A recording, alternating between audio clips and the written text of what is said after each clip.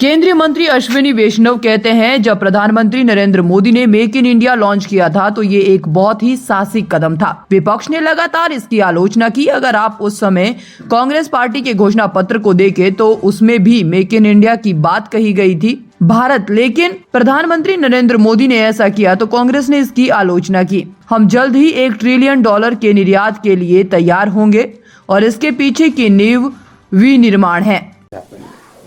देश की इकोनॉमी में एक मेजर टर्न आया है, वो आपके साथ शेयर करना जरूरी था। आप सबने देखा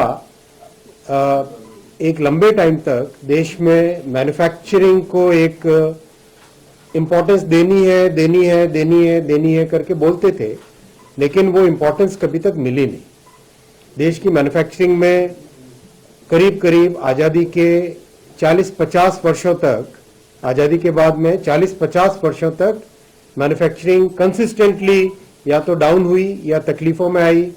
एक तरीके से बहुत ही जो हमारा एस्पिरेशन था, हमारा जो पोटेंशियल था, उस पोटेंशियल को हम कभी पूरा नहीं कर पाए।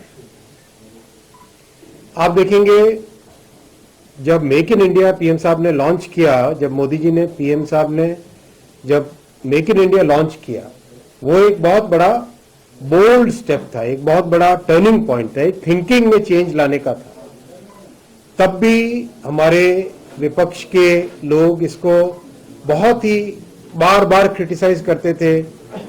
अगर आप कांग्रेस का उस समय का मैनिफेस्टो उठाएं, उसमें भी लिखा होता था कि मेक इन इंडिया करना चाहिए, लेकिन जब मेक इन इंडिया पीएम साहब ने लॉन्च किया तब उन्होंने इसका क्रिटिसिज्म चालू किया। यानी जो 50-60 वर्षों तक कांग्रेस की पॉलिसी होती थी, वो उसी में परिलक्षित होती रही, वो उसी में रिफ्लेक्ट होती रही कि मेक इन इंडिया का भी विरोध करो। मैं आपके साथ आज बैठा हूं ये क्लियरली आपके साथ डेटा और फैक्ट के साथ बताने के लिए कि हम उस परिस्थितियों में पहुंच गए हैं जब हम बहुत जल्दी $1 ट्रिलियन एक्सपोर्ट्स के लिए तैयार हुए।